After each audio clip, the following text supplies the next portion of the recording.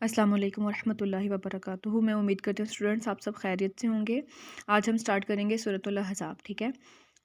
سورۃ الاحزاب جو ہے مدنی سورت ہے، اس میں 9 رکوع اور 73 آیات ہیں۔ احزاب حزم کی جمع ہے جس کا معنی ہے گروہ اور لشکر۔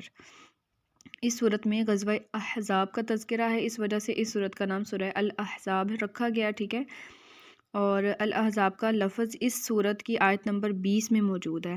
یہ غزوہ ہجرت کے 5ویں سال ہوا جس میں مکہ مکرمہ کے تمام قبائل نے متحد ہو کر، جو کافر لوگ تھے نا، وہ مطلب جتنے بھی وہ ساری جو خاندان تھے کفار کے، انہوں نے اکٹھے یعنی متفق ہو کر متحد ہو کر مدینہ منورہ پر حملہ کیا۔ مسلمانوں نے چونکہ اس غزوہ میں حضرت سلمان فارسی رضی اللہ تعالیٰ عنہ کے مشورے سے خندق کھود کر مدینہ منورہ کا دفاع کیا، تو اس وجہ سے اس کو غزوہ خندق بھی کہا جاتا ہے۔ اس کے 2 نام ہو گئے، ٹھیک ہے، غزوہ احزاب بھی اور غزوہ خندق بھی۔ خندق اس لیے کہا جاتا ہے کہ غزوہ مطلب خندق اس وجہ سے کہا جاتا ہے کہ مدینہ طیبہ کی نا ایک سائڈ پہ اتنی گہرائی میں خندق کھودی گئی تھی کہ جو ہے نا دشمن وہ اچانک سے حملہ نہ کر دے، اس سے بچا جا سکے، ٹھیک ہے۔ اور احزاب اس لیے کہا جاتا ہے کہ مکہ مکرمہ کے جتنے بھی وہ کفار کے خاندان تھے نا مختلف، انہوں نے متفق ہو کر حملہ کیا تھا مدینہ منورہ پر، تو چونکہ اس میں زیادہ گروہ تھے یعنی کہ زیادہ خاندان تھے، تو چونکہ وہاں پہ احزاب کا ذکر ہے اس لیے اس کا نام احزاب ہے، ٹھیک ہے۔ آگے ہے مرکزی موضوع غزوہ خندق کے احوال، یعنی اس صورت میں جو مین پوائنٹس ہیں وہ سارے غزوہ خندق کے واقعات ہیں۔ سارے منافقین کی وعدہ انہوں نے توڑا تھا، نبی کریم صلی اللہ علیہ وسلم اور آپ کے اہل بیت اطہار رضی اللہ تعالیٰ عنہم کے فضائل اور خصائص کے ساتھ ساتھ عرب کی جاہلانہ رسوم و رواج کے متعلق اسلامی احکام کی تفصیل سورہ الاحزاب کا مرکزی موضوع ہے۔ اس کے بعد آ جاتے ہیں ہم بنیادی مضامین پر۔ سورہ الاحزاب کی ابتدا میں اللہ تعالیٰ نے نبی کریم صلی اللہ علیہ وسلم کو اہل عرب کے جاہلانہ طریقے زہار اور متبنہ کے حوالے سے ہدایات عطا فرمائیں۔ اب زہار اور متبنہ کیا کیا ہے وہ آگے آ رہے ہیں، ٹھیک ہے، یہاں پہ آگے آ جائے گا اس کے بارے میں۔ احکام شریعت پر ڈٹے رہنے اور کفار اور منافقین کے دباؤ کو قبول نہ کرنے کی تاکید فرمائی گئی ہے۔ زہار سے مراد کسی مرد کا اپنی بیوی کو ماں، بہن یا کسی بھی محرم عورت جیسا کہہ کر جدا کرنا ہے۔ متبنہ سے مراد منہ بولا بیٹا ہے۔ اسلام نے منہ بولے بیٹے کو عزت اور وقار ضرور دیا ہے۔ متبنہ یعنی جیسے لے پالک ہوتا ہے نا، اڈاپٹیڈ، تو یہ وہ ہے، ٹھیک ہے، اس کے بارے میں بتایا جا رہا ہے۔ لیکن سماجی معاملات میں غیر محرم کی حیثیت دی ہے اور ارشاد فرمایا کہ ہر فرد کو اس کے اصل والد کی طرف منسوب کیا جائے۔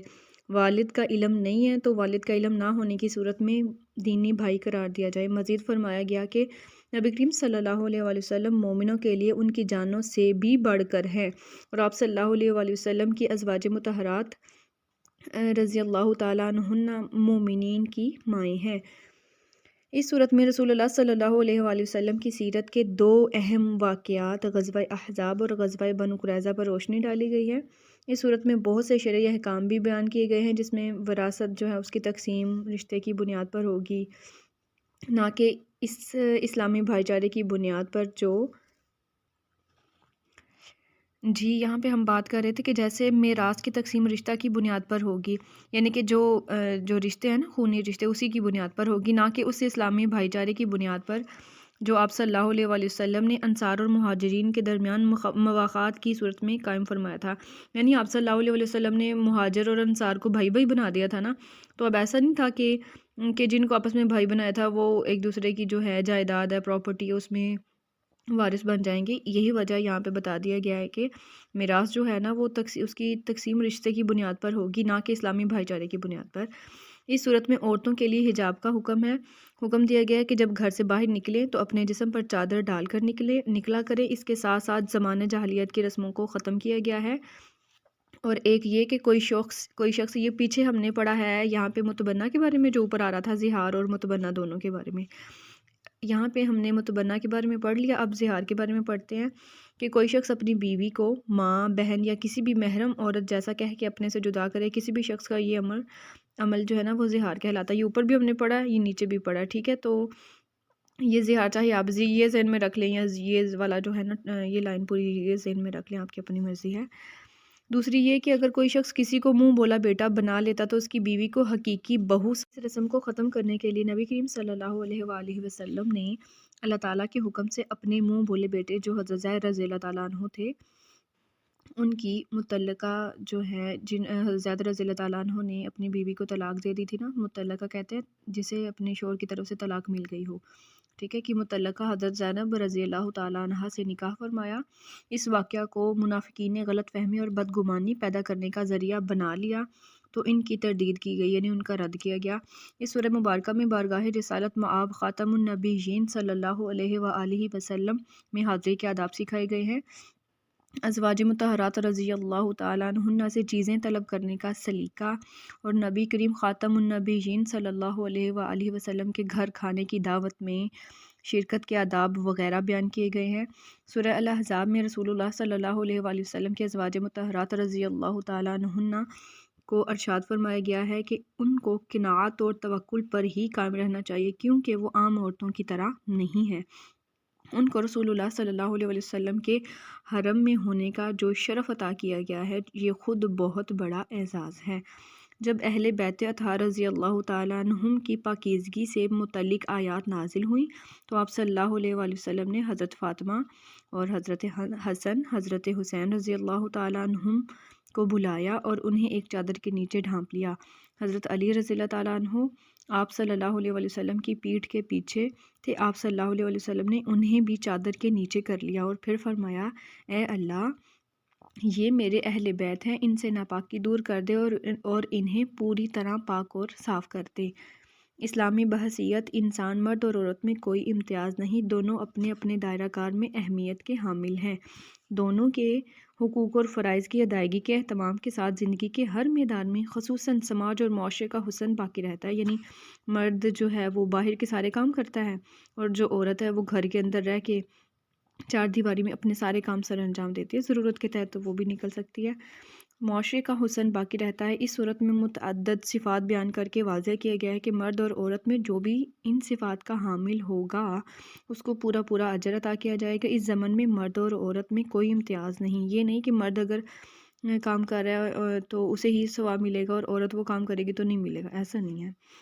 آپ صلی اللہ علیہ وسلم کے خصوصی فضائل کے ساتھ آپ صلی اللہ علیہ وسلم کی منصبی ذمہ داریوں کی بھی وضاحت کی گئی ہے۔ آپ صلی اللہ علیہ وآلہ وسلم کی خصوصیات میں ایک اعلیٰ خصوصیت خاتم النبیین ہونا ہے۔ اس صورت میں واضح فرما دیا گیا ہے کہ آپ صلی اللہ علیہ وآلہ وسلم کے بعد قیامت تک کسی بھی معنی اور صورت میں کوئی نبی نہیں آ سکتا، حتیٰ کہ قرب قیامت جب حضرت عیسیٰ علیہ السلام آئیں گے تو وہ بھی آپ صلی اللہ علیہ وآلہ وسلم کی تعلیمات پر عمل کریں گے۔ سورہ الاحزاب میں آپ صلی اللہ علیہ وسلم کی صفات میں شاہد، مبشر، نذیر، داعی اور سراج منیر ہونا بیان ہوا ہے۔ شاہد کا معنی ہے گواہ۔ آپ صلی اللہ علیہ وسلم اللہ تعالیٰ کی وحدانیت اور سچے دین کے گواہ ہیں، اور مبشر کے معنی ہے خوشخبری دینے والا، یعنی اہل ایمان کو اچھے اعمال اور اطاعت اور فرما برداری کی بدولت اچھے انجام یعنی جنت کی خوشخبری سنانے والے ہیں۔ اور نذیر کے معنی ہے ڈر سنانے والا، یعنی آپ صلی اللہ علیہ وآلہ وسلم کفار اور مشرکین کو ان کے کفر کے برے انجام یعنی جہنم کی وعید سنانے والے ہیں۔ داعین الی اللہ، داعین دعوت دینے والا، بلانے والا، الی طرف، الی اللہ اللہ کی طرف، یعنی اللہ کی طرف بلانے والا۔ اس سے مراد اللہ تعالیٰ کی طرف دعوت دینے والا یعنی آپ صلی اللہ علیہ وآلہ وسلم اللہ تعالیٰ کی مخلوق کو اس کی طرف دعوت دینے والے ہیں۔ سراج منیر سے مراد ہے روشن چراغ۔ سراج کہتے ہیں چراغ کو اور منیر کہتے ہیں روشن کو، ٹھیک ہے، یعنی نبی کریم صلی اللہ علیہ وآلہ وسلم علم اور حکمت کے نور سے منور ہیں اور لوگوں کو بھی کفر کی تاریکیوں سے نکال کر صراط مستقیم کی طرف لانے والے ہیں۔ ان صفات کے بیان کے بعد اللہ تعالیٰ پر توکل کر کے تبلیغ دین کرتے رہنے کی ہدایت کی گئی ہے۔ اہل ایمان سے مطالبہ کیا گیا ہے کہ جب کسی معاملے میں اللہ تعالیٰ اور اس کے رسول صلی اللہ علیہ وآلہ وسلم کا حکم آ جائے تو اس پر سر تسلیم خم کر دیں، یعنی اسے قبول کریں۔ سورہ الاحزاب میں اہل ایمان کو نبی کریم صلی اللہ علیہ وآلہ وسلم پر درود و سلام بھیجنے کا حکم دیا گیا ہے۔ اللہ تعالیٰ اور اس کے فرشتے بھی اپنی اپنی شان کے مطابق درود بھیج رہے ہیں۔ اللہ تعالیٰ کے نبی کریم صلی اللہ علیہ وآلہ وسلم پر درود شریف بھیجنے سے مراد نبی کریم صلی اللہ علیہ وآلہ وسلم پر رحمتیں نازل کرنا ہے، اور فرشتوں کے درود بھیجنے سے مراد ان رحمتوں کے نزول کی درخواست کرنا ہے۔ سورہ الاحزاب کے آخر میں اہل ایمان کو جن چیزوں پر زیادہ توجہ دینے کی تاکید کی گئی ہے یعنی زور دیا گیا ہے، ان میں تقوی اختیار کرنا یعنی اللہ تعالیٰ کے ڈر سے ممنوع کام سے باز رہنا، یعنی جس کام سے اللہ تعالیٰ نے روکا ہے اس سے رکیں، اور سچ بول کر سیدھی سیدھی بات کرنا۔ انسان اگر یہ دو صفات اختیار کر لے اور اپنے قول اور عمل میں تضاد ختم کر دے تو ہر قدم درست منزل کی طرف اٹھتا ہے۔ اگر کوئی کوتاہی سرزد ہو بھی جائے، یعنی اگر کوئی غلطی ہو جائے، خطا ہو جائے، تو اللہ تعالیٰ درگزر فرما دیتا ہے۔ چلیں جی، الحمدللہ رب العالمین، ہمارے بنیادی مضامین ہو گئے ہیں سورہ الاحزاب کی کمپلیٹ۔ اب آگے انشاءاللہ اس کی آیات اپلوڈ کرنے کی میں پوری کوشش کروں گی۔ السلام علیکم ورحمۃ اللہ وبرکاتہ۔